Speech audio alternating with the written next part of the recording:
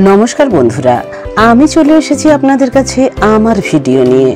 সুদূর শিলিগুড়ি থেকে এসে আমি কলকাতার বাড়িতে বেশ কিছুদিন ছুটি বা সময় কাটিয়েছি। তার মধ্যে আমি মায়াপুর, নবদ্বীপ ধাম, ক্লাইভ হাউস বেড়াতে যাওয়া আপনাদের সাথে শেয়ার করেছি, আর যতটুকু বাকি আছে আগামীতে ধীরে ধীরে শেয়ার করব। ভিডিওতে আপনারা দেখতে পাচ্ছেন দমদম এলাকার একটি ছোট্ট পার্ক। প্রচণ্ড গরমে একটু স্বস্তির শ্বাস নেওয়ার জন্য আর সময় কাটানোর জন্য এই ছোট্ট ছোট্ট পার্কগুলি কিন্তু বেশ সাহায্য করে।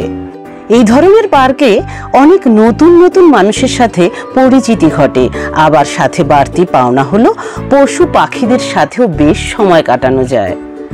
এই পার্কে এসে একটি ছোট্ট বাচ্চা মেয়ের সাথে আমার বেশ ভালো ভাব জমে উঠেছিল, আর তার আদর আর ভালোবাসায় আমি আপ্লুত হয়ে ভিডিওতে ক্যাপচার না করে পারিনি।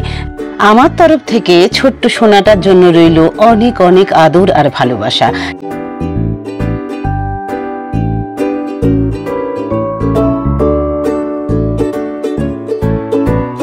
সকাল হতে না হতেই দমদম স্টেশনে এসে হাজির হলাম। সেখানের চারিপাশের দৃশ্য একটু আপনাদের সাথে শেয়ার করলাম। সাথে থাকুন বন্ধুরা আর দেখতে থাকুন।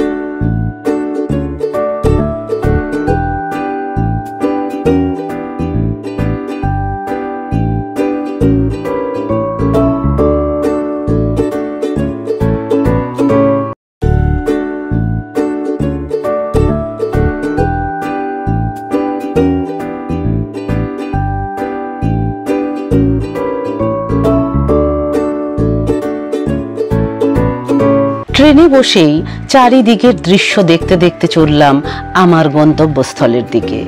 ট্রেন চড়তে চড়তে বেশ নস্টালজিক হয়ে পড়ছিলাম, কারণ বারবার মনে পড়ছিল পুরনো সেই দিনের কথা, মানে কলেজ জীবনের কথা।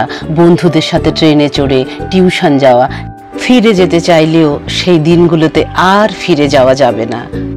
স্মৃতি রোমন্থন করতে করতেই আদি গঙ্গার দর্শন মিলল, মানে টালিগঞ্জ আর নিউ-আলিপুরের মাঝখানে কালীঘাটের আদি গঙ্গার ওপর দিয়ে যে ব্রিজ, সেই ওপর দিয়েই চলছিল ট্রেনটি। বেশ ভালো লাগছিল। আদি গঙ্গা, যা গোবিন্দপুর খাঁড়ি, সারম্যানের নালা বা টালির নালা নামে পরিচিত। আদি গঙ্গা হলো কলকাতা ও দক্ষিণ 24 পরগনা জেলার মধ্য দিয়ে বয়ে চলা একটি ছোট্ট নদী।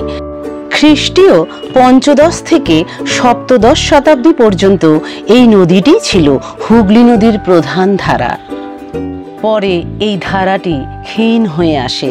এই আদি গঙ্গার বাঁক বর্তমানে অন্য দিকে বেঁকে গেছে, তবুও আজও সেই স্থান দিয়ে যখন ট্রেন যায় তখনই প্রায় সকল ট্রেন যাত্রীরা হাত জোর করে প্রণাম জানায় কালীঘাটের কালী মায়ের উদ্দেশ্যে ও গঙ্গা দেবীর উদ্দেশ্যে।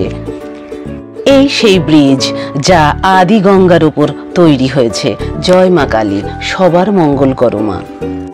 পথে চলতে চলতে লোকনাথ বাবার মন্দিরে বেশ কিছুক্ষণ সময় কাটিয়ে আমি মায়ের কাছে, অর্থাৎ আমার গন্তব্যস্থলে পৌঁছে গেছি।